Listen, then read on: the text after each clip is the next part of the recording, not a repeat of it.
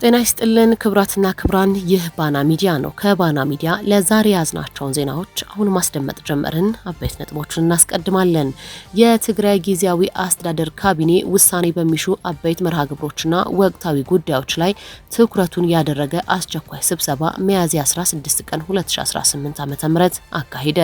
የትግራይ ጊዜያዊ አስተዳደር ፕሬዝዳንት ሌተናል ጄኔራል ታደሰ ወረደ ለካቢኔያቸው ማስጠንቀቂያ ሰጥተዋል። እናስደምጣቸዋለን።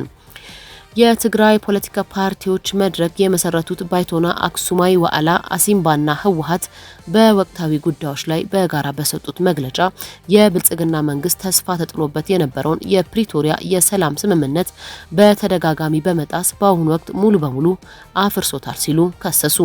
አራቱ ፓርቲዎች ያስተላለፉትን ውሳኔዎች ይዘነዋል። የህወሓት ማዕከላዊ ኮሚቴ በቅርቡ ያሳለፋቸውን ድርጅታዊና ክልላዊ ውሳኔዎችን ተከትሎ በመላው የትግራይ ወረዳዎችና ከተሞች የሚገኙ የዞንና የወረዳ የክፍለ ከተማ አመራሮች የውሳኔዎቹን አፈጻጸም በሚመለከት ሰፊ የውይይት መድረክ የተካሄደ ሲሆን ህወሓትን ያስደሰተ ውሳኔ ተወስኗል። እነግራቸዋለን። በኢትዮጵያ የአሜሪካ ኤምባሲ ለፌደራል ፖሊስና ትግራይ ፖሊስ ከፍተኛ አድናቆቱን ገለጸ።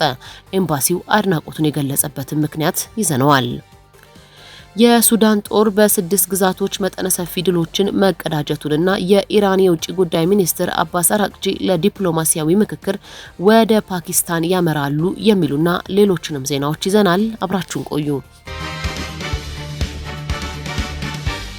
የትግራይ ጊዜያዊ አስተዳደር ካቢኔ አስቸኳይ ስብሰባ አካሄደ። በካቢኔ አባላት ላይ ጥብቅ ማስጠንቀቂያንም ሰጥቷል። የትግራይ ጊዜያዊ አስተዳደር ካቢኔ ውሳኔ በሚሹ አበይት መርሃ ግብሮችና ወቅታዊ ጉዳዮች ላይ ትኩረት ያደረገ አስቸኳይ ስብሰባን ሚያዝያ 16 ቀን 2018 አካሂዷል።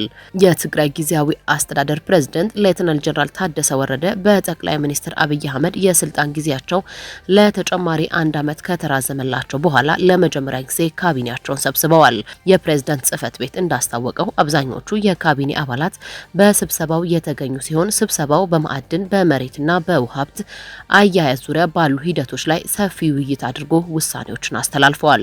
የጊዜያዊ አስተዳደሩ ፕሬዝዳንት ሌተናል ጄኔራል ታደሰ ወረደ በዚሁ የካቢኔ ስብሰባ ላይ ባደረጉት ማብራሪያ ጊዜያዊ አስተዳደሩ ይበልጥ ተጠናክሮ የሚቀጥል እንጂ በዘፈቀደ የሚፈርስ አለመሆኑን በጽኑ አሳስበዋል። ፕሬዝዳንቱ አክለውም በካቢኔ ውስጥ መቀጠል የማይፈልግ አካል ካለ በሌላ እንደሚተካ በመግለጽ ከስራ ሰዓት ውጪም ሆነ በስራ ሰዓት ላይ አስተዳደሩን ለማፍረስ በሚደረግ ማንኛውም እንቅስቃሴ ውስጥ ተሳታፊ ሆኖ በሚገኝ የካቢኔ አባል ላይ አስፈላጊውን የመንግስት እርምጃ እንደሚወሰድም ጥብቅ ማስጠንቀቂያ መስጠታቸውን ሰምተናል። ጄኔራል ታደሰ ወረደ የካቢኔ አባላት የመንግስትን ስራና አቅጣጫ ብቻ የማስፈጸም ግዴታ እንዳለባቸው ገልጸው ከዚህ ውጪ የሌላ አካል ተላላኪ ሆኖ መገኘት ተጠያቂነትን እንደሚያስከትል አስገንዝበዋል። በተለይም በመሬትና በማዕድን ሀብት አጠቃቀም ላይ ሰፊ ቁጥጥርና ክትትል እንደሚደረግ በዝርዝር አስቀምጠዋል። ሚያዝያ 15 ቀን 2018 ዓ.ም የህወሓት ጽህፈት ቤት በክልሉ የሚገኙ የመንግስትና የግል ሚዲያ መሪዎችን በመጥራት በፕሬዝዳንት ሌተናል ጄኔራል ታደሰ ወረደ እንቅስቃሴና መግለጫዎች ላይ ጥብቅ የሚዲያ ሽፋን ገደብ እንዲጥሉ መመሪያ መስጠቱ ይታወሳል። ይህን ተከትሎ የካቢኔ ስብሰባው የትግራይ ቴሌቪዥን፣ ድምጽ ወያኔ ሚዲያዎች በቦታው ተገኝተው መዘገብ አልቻሉም። ድምጽ ወያኔ ዘገባውን ከመዘገብ የተቆጠበ ሲሆን የትግራይ ቴሌቪዥን ዘገባውን ከፕሬዝዳንት ጽህፈት ቤት ወስዶ በማህበራዊ ሚዲያ ገጹ አጋርቷል። ይሁን እንጂ በሁለቱ ሚዲያዎች የካቢኔው ስብሰባ በቴሌቪዥን ሽፋን እንዳይሰጠው ታግዷል። የዚህ ዋና ምክንያት ደግሞ የፕሪቶሪያው ስምምነት በፌዴራል መንግስቱ በኩል በይፋ ፈርሷል በሚል ነው። ፕሪቶሪያ በመፍረሱ በስምምነቱ መሰረት የተቋቋመው ጊዜያዊ አስተዳደር ህጋዊ መሰረት ስለሌለው በመሆኑ ሚዲያዎች ከዚህ በኋላ ጊዜያዊ አስተዳደር የሚለውን ስያሜ ከዜናዎቻቸውና ከዕለታዊ መግለጫዎቻቸው ሙሉ በሙሉ እንዲያስወግዱ በመታዘዛቸው ነው። በመላው የትግራይ ወረዳዎችና ከተማዎች የተካሄዱ የውይይት መድረኮች የህወሓት ውሳኔን በሙሉ ድምጽ አጸደቁ። የህወሓት ማዕከላዊ ኮሚቴ በቅርቡ ያስተላለፋቸውን ድርጅታዊና ክልላዊ ውሳኔዎችን ተከትሎ በመላው የትግራይ ወረዳዎችና ከተሞች የሚገኙ የዞን የወረዳና የክፍለ ከተማ አመራሮች የውሳኔዎቹን አፈጻጸም በሚመለከት ሰፊ የውይይት መድረክ አካሂደዋል። ህዝባዊ መንግስታችን ለትግላችን በሚል መሪ ቃል የተካሄዱ እነዚህ መድረኮች ተበትኖ የነበረውን የትግራይ መንግስት ምክር ቤት ወደ ቀድሞ ስራው እንዲመለስ የተላለፈውን ውሳኔ በይፋ በማጽደቅ ለተግባራዊነቱ የጋራ አቋም ይዘዋል። በመቀሌ፣ በሳምረ፣ በስዕር አዲ ወጀራት በተንቤን፣ በናዲኤር፣ በሽረ እንዳስላሴና በሌሎችም የክልሉ ወረዳዎችና ከተሞች በተካሄዱ ስብሰባዎች ላይ ከፍተኛ አመራሮች፣ የጣቢያው ተወካዮችና የብዙሃን ማህበራት ተሳትፈዋል። ውይይቶቹ በዋናነት ያተኮሩት የፌዴራል መንግስቱ የፕሪቶሪያውን የሰላም ስምምነት በተሟላ ሁኔታ ባለመተግበሩና ውሉን እየጣሰ በመሆኑ የትግራይ ህዝብ ራሱን በራሱ የማስተዳደር ህገ መንግስታዊ መብቱን ዳግም ሊያረጋግጥ እንደሚገባ በመግለጽ ጽኑ አቋም ላይ ነው። ተሳታፊዎቹ እንደገለጹት የፌዴራል መንግስቱ የክልሉን ግዛታዊ አንድነት ከመመለስና ተፈናቃዮችን ወደ ቀድሞ ቀያቸው ከመመለስ ይልቅ ሂደቱን በማስተጓጎል የፕሪቶሪያው ስምምነት በተግባር እያፈረሰ ይገኛል።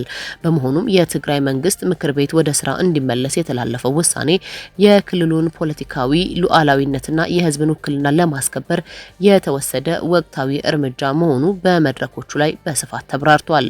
ይህ የህወሓት ማዕከላዊ ኮሚቴ ውሳኔ የህዝብ ፍላጎት ነጸብራቅ መሆኑ ያረጋገጡ ተሳታፊዎች የክልሉን ህጋዊ መዋቅር ወደ ነበረበት መመለስ ለዘላቂ ሰላምና ለትግራይ ህልውና ወሳኝ መሆኑን በመግለጽ ውሳኔውን በሙሉ ድምጽ አጽድቀዋል። ምንም እንኳን ህወሓት ያስተላለፈው ውሳኔ ተግባራዊ ለማድረግ ህዝባዊ መድረኮች እየተካሄዱ ቢሆኑም ከጦርነቱ ማብቃትና ከፕሪቶሪያው ስምምነት በኋላ የተቋቋመው የጊዜያዊ አስተዳደር መዋቅር ባለበት ሁኔታ የቀድሞውን ምክር ቤት ወደ ስራ መመለስ ከፌዴራል መንግስቱ ጋር ያለውን የህግ ግንኙነትና የሰላም ስምምነት ቱን አተገባበር ጥያቄ ውስጥ ሊከት ይችላል እየተባለ ነው። የቀድሞ ምክር ቤት ወደ ስራ መመለስ የክልሉን ህጋዊ መዋቅር ለማጠናከር እንደ አንድ አማራጭ ቢታይም አሰራሩ ከወቅቱ ፖለቲካዊ ሁኔታ ከፌዴራል መንግስቱ ጋር ያለው ግንኙነትና ከህዝብ ተሳትፎ አንጻር ሰፊ ጥናትና መግባባት የሚፈልግ ጉዳይ መሆኑን ብዙዎች እያሳሰቡ ነው። የትግራይ ፖለቲካ ፓርቲዎች መድረክ የፕሪቶሪያው ስምምነት መፍረሱንና ሙሉ ቁመና ያለው የትግራይ መንግስት በአስቸኳይ እንዲቋቋም ጥሪ አቀረበ። የትግራይ ፖለቲካ ፓርቲዎች መድረክ የመሰረቱት ባይቶና፣ አክሱማይ ወአላ፣ አሲምባና ህወሓት በወቅታዊ ጉዳዮች ላይ በጋራ በሰጡት መግለጫ የብልጽግና መንግስት ተስፋ ተጥሎበት የነበረውን የፕሪቶሪያ የሰላም ስምምነት በተደጋጋሚ በመጣስ በአሁኑ ወቅት ሙሉ በሙሉ አፍርሶታል ሲሉ ከሰዋል። የትግራይ ህዝብ የሰላም እድሉን ለመጠቀም ሲል ስምምነቱ ና ህግን አክብሮ ሲንቀሳቀስ ቢቆይም የፌዴራል መንግስት ግን ተፈናቃዮችን ወደ ቀያቸው እንዳይመለሱ የትግራይ ግዛታዊ አንድነት እንዳይከበርና በወረራ ስር ያለው ህዝብ ማንነቱ ተገፎ የዘር ማጥፋት ጥቃት እንዲፈጸምበት በማድረግ ውሉን ጥሷል ብሏል። ፓርቲዎቹ በመግለጫቸው እንዳመለከቱት የብልጽግና መንግስት በአፋር በጸለምትና በምዕራብ ትግራይ በኩል ትግራይን የሚወጉ ኃይሎች በማደራጀት በማስታጠቅ የተኩስ አቁም ስምምነቱን በግልጽ ጥሷል ብለዋል። ከዚህ በተጨማሪ በትግራይ የድሮን ጥቃት በመፈጸም በሰውና በንብረት ላይ ጉዳት ማድረሱን የገለጹት ድርጅቶቹ ከጥቅምት 2018 ዓ.ም ጀምሮ ከ10 ቢሊዮን ብር በላይ የሚገመት የትግራይ በጀት እንዳይለቀቅ በማድረግ የመንግስት ሰራተኞች ደሞዝ እንዳያገኙ፣ የጤናና የትምህርት ተቋማት እንዲዘጉ ማድረጉን በዝርዝር አስረድተዋል።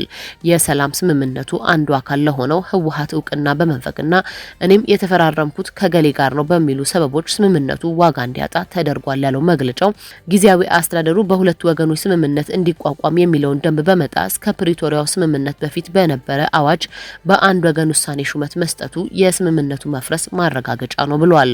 በመሆኑም የፕሪቶሪያው ስምምነት ፈርሷል የሚለው የትግራይ ፖለቲካ ፓርቲዎች መድረክ በዚህ ምክንያት የጊዜያዊ አስተዳደሩ ህጋዊነትና ቅቡልነት አብቅቷል ሲል አውጇል። የህዝብ ህልውናና ደህንነትን ለማረጋገጥ ተፈናቃዮችን ለመመለስና የትግራይ ሉዓላዊነት ለማስከበር ትግራይ ወደ ህገ መንግስታዊ ስርዓቷ ተመልሳ ሙሉ ቁመና ያለው መንግስት ያለ አንዳች ማቅማማት በአስቸኳይ መመስረት እንዳለባት ድርጅቶቹ አሳስበዋል።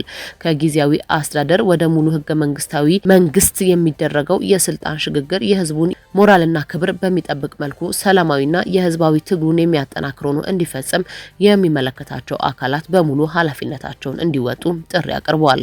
የትግራይ ህዝብ ከጎረቤት ህዝቦች ጋር የጀመረውን ወዳጅነት ለህልውና ትግሉ ትልቅ ትርጉም ስላለው ይህ ወዳጅነት ወደ ላቀ ደረጃ እንዲሸጋገር ህዝቡ ተባባሪ እንዲሆን ጥሪ አስተላልፈዋል። የአሜሪካ ኤምባሲ ለኢትዮጵያ ፌዴራል ፖሊስና ለትግራይ ፖሊስ አድናቆቱን ገለጸ። በኢትዮጵያ የአሜሪካ ኤምባሲ፣ የፌዴራል ፖሊስና የትግራይ ፖሊስ በጋራ በመሆን አንድ ዓለም አቀፍ የሰዎች ዝውውር መረብን በመበጣጠሳቸው የተሰማውን ከፍተኛ አድናቆት ገልጸዋል። ይህ አድናቆት የተቸረው ለዓመታት በአራት የተለያዩ የሐሰት ስሞች ክብሮም፣ ሙኒር፣ አድሃኖም እና አህመድን በመጠቀም በዓለም አቀፍ ደረጃ ሲፈለግ የነበረውን አደገኛ የሰው አዘዋዋሪ ይትባረክ ዳዊት ወይም ክብሮም በትግራይ ክልል ሽረ ከተማ በቁጥጥር ስር መዋሉን ተከትሎ ነው። ኤምባሲው ይትባረክ ዳዊትና አብረውት የተያዙት 10 ግብረ አበሮቹን በቁጥጥር ስር መዋላቸውን የሰዎችን ዝውውር ለመከላከል የሚደረገው ትግል ትልቅ ድል መሆኑን ጠቅሷል። ይህም የዓለም አቀፍ የጸጥታ ትብብር ውጤታማነት ማሳያ እንደሆነም ተገልጿል። ይህ ግለሰብ ከ2010 ዓ.ም ጀምሮ ከኢትዮጵያ፣ ሱዳን፣ ኤርትራ፣ ጅቡቲና ኬንያ፣ ሶማሊያ የተወጣጡ ከ3000 በላይ ወጣቶችን ለከፍተኛ ስቃይና እንግልት የዳረገ ሲሆን ድርጊቱ ከባድ የሰብአዊ መብቶች ጥሰት መሆኑንም ኤምባሲው አጽንኦት ሰጥቶበታል። የፌዴራል ፖሊስ የተጠርጣሪዎቹን የምርመራ መዝገብ ለማጠንከር በሀገር ውስጥና በውጭ ሀገራት ሊቢያ፣ ቤልጅየም፣ ካናዳና እንግሊዝን ጨምሮ ከሚገኙ ከ100 በላይ ምስክሮች ቃል የተቀበለ ሲሆን በአሁኑ ወቅት የተጠርጣሪዎቹን የባንክ ሂሳብና ንብረት ታግዶ መዝገቡ ለፌዴራል አቃቤ ሕግ መላኩ ታውቋል። የአሜሪካ መንግስት መሰል ድንበር ተሻጋሪ ወንጀሎችን ለመከላከል በሚደረገው ጥረት ከኢትዮጵያ ጎን መቆሙን ገልጿል። በይትባረክና ግብረ አበሮቹ ላይ ከቀናት በፊት ክስ ተመስርቶባቸው የህግ ሂደቱ መጀመሩ ይታወሳል። የትግራይ ፖሊስ እነዚህን ወንጀለኞች ጨምሮ በአማራ ክልል ህጻን ላይ አሰቃቂ ወንጀል የፈጸመውን ኢንስፔክተር በቁጥጥር ስር ለሚመለከተው አካል ማስረከቡ ይታወቃል። ይህም ትግራይ ለማንኛውም ወንጀለኛ መሸሸጊያ መደበቂያ ልትሆን እንደማትችል በተግባር ያሳየ ነው። የሱዳን ጦር በ6 ግዛቶች መጠነ ሰፊ ድሎችን መቀዳጀቱን አስታወቀ። በጀነራል አብደላ ፋታህ አልቡርሃን የሚመራው የሱዳን ሰራዊትና በጀነራል መሐመድ ሐምዳን ዳጋሎ በሚመራው የሱዳን ፈጥኖ ደራሽ ኃይል መካከል የተቀሰቀሰው ደም አፋሳሽ ጦርነት 4ኛ ዓመቱን በያዘበት በዚህ ወቅት የመንግስት ጦር በ6 ቁልፍ ግዛቶች ውስጥ ከፍተኛ ድል ማስመዝገቡን አስታውቋል። ምንም እንኳን ጦርነቱ 4 ዓመታትን ያስቆጠረና የሀገሪቱን መዋቅር ክፉኛ የጎዳ ቢሆንም ባለፉት ቀናት ውስጥ የሱዳን ጦር በወሰደው የተቀናጀ የምድርና የአየር ጥቃት የጠላትን ወታደራዊ አቅም ያንኮታኮተ እርምጃዎችን መውሰዱን ገልጿል። በተለይም በብሉ ናይል ግዛት የምትገኘው ስትራቴጂኳ የመቃጃ ከተማን ሙሉ በሙሉ መቆጣጠሩ ለጦሩ ትልቅ ስኬት ሆኖ ተመዝግቧል ሲል ሱዳን ትሪቡን ዘግቧል። በምዕራብ ኩርዱፋን አልሱኑት በተባለ ስፍራ የፈጥኖ ደራሽ ኃይሎች እያደረጉት የነበረው እንቅስቃሴ የአየር ኃይሉ በወሰደው እርምጃ 10 ታንኮችን፣ 6 ብረት ለበስ ተሽከርካሪዎችና 18 የጦር መሳሪያ የጫኑ የውጊያ መኪኖችን በማውደም የቡድኑ ወታደራዊ ክንድ አዳክሟል። በተመሳሳይ በሰሜንና በደቡብ ኩርዱፋን እንዲሁም በዳርፉር ክልሎች የተከፈቱ ጥቃቶች የድሮን ማስወንጨፊያ ጣቢያዎች፣ የነዳጅ ማከማቻዎችና የሎጂስቲክ ማዕከላት ኢላማ ያደረጉ ነበሩ። የሱዳን ጦር ቃል አቀባይ እንደገለጹት እነዚህ እርምጃዎች የሀገሪቱን ሉዓላዊነት ለማስከበርና የቅጥረኛ ኃይሎችን እንቅስቃሴ ለመግታት የታለሙ ናቸው። የአርኤስኤፍ መዳከም በተለይ ከምዕራብ ትግራይ ይዞታ ጋር በተያያዘ የነበሩ የጥቅም ስምምነቶችና ሴራዎችን እያከሸፈ መሆኑን የፖለቲካ ተንታኞች ገልጸዋል። የፈጥኖ ደራሽ ኃይልና አጋሮቻቸው የሱዳንን ለም መሬት፣ የምዕራብ ትግራይን ይዞታዎች ለውጭ ኃይሎች ፍላጎት አሳልፎ በመስጠት የገንዘብና የወታደራዊ ድጋፍ ለማግኘት የነበራቸው ተስፋ አሁን ላይ የሱዳን ጦር እያሳየ ባለው የበላይነት ምክንያት እየመከነ እንደሚገኝ ፖለቲከኞች ይገልጻሉ። የሱዳን ጦር አየር ላይ ያለውን የበላይነት ተጠቅሞ የጠላትን የጦር መሳሪያ ግምጃ ቤቶችና የድሮን ጣቢያዎች ማውደሙ ጦርነቱ ወደ ማብቂያው እንዲቃረብና የሀገሪቱን ብሔራዊ ደህንነት እንዲመለስ ትልቅ ተስፋ የፈጠረ ክስተት ሆኗል።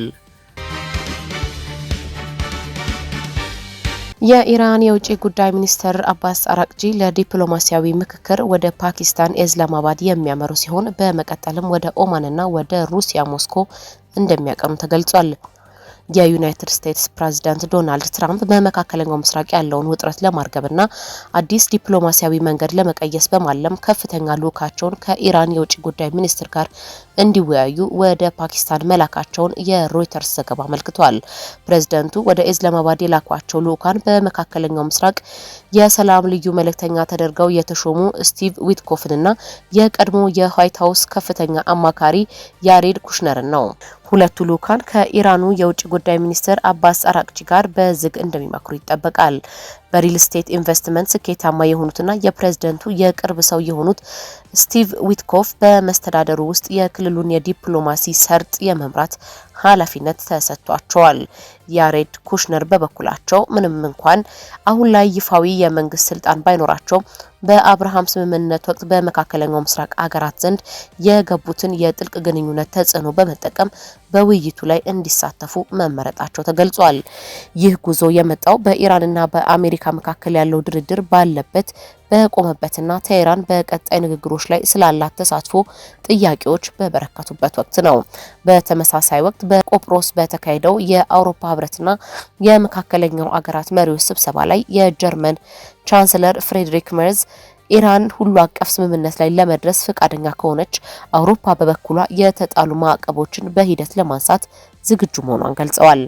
የአውሮፓ ህብረት ምክር ቤት ፕሬዝዳንት አንቶኒዮ ኮስታና የውጭ ጉዳይ ፖሊሲ ኃላፊው ካጃ ካላስ በበኩላቸው የሆርሙዝ ወሽመጥ ያለምንም ቅድመ ሁኔታ ክፍት እንዲሆንና በ2015 ከነበረው የኒውክሌር ስምምነት ጋር የሚመጣጠን ውጤታማ ንግግር ካልተደረገ ዓለምን ለአደጋ እንደሚያጋልጥ አስጠንቅቀዋል።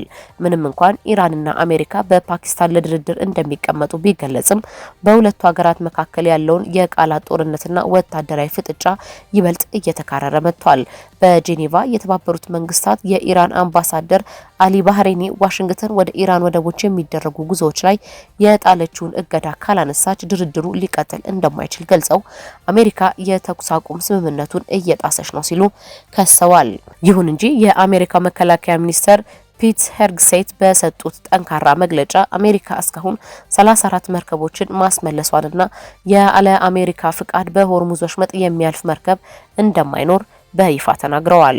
ሚኒስትሩ አክለውም ኢራን በወሽመጡ ላይ ፈንጂ ለማጥመድ ወይም የንግድ መርከቦችን ጉዞ ለማስተጓጎል በሚሞክሩ የኢራን ፈጣን ጀልባዎች ላይ ያለምንም ማመንታት የጥፋት እርምጃ እንደሚወሰድና ይህም እንደ ተኩስ አቁም ጥሰት እንደሚቆጠር አስታውቀዋል። አሜሪካ ለኢራን ጥሩና ብልህ ስምምነት ላይ ለመድረስ መስኮቱ ክፍት እንደሆነ ብትገልጽም ይህ ሊሆን የሚችለው ቴህራን በኒውክሌር መሳሪያ ዙሪያ የምታደርገውን እንቅስቃሴ ትርጉም ባለው መልኩ ስታቆም ብቻ መሆኑን አሳስበዋል። የተከበራችሁ የባና ሚዲያ ተከታታዮች ለዛሬ ያዝናቸው ዜናዎች እነዚህን ይመስሉ ነበረ። ስለተከታተላችሁን ከልብ እናመሰግናለን። መረጃዎቻችን ለሌሎችም እንዲደርሱ ቪዲዮውን ላይክ እና ሼር ማድረጋችሁን እንዳትረሱ። ለቻናላችን አዲስ የሆናችሁ ደግሞ ሰብስክራይብ በማድረግ የቤተሰባችን አካል ይሁኑ።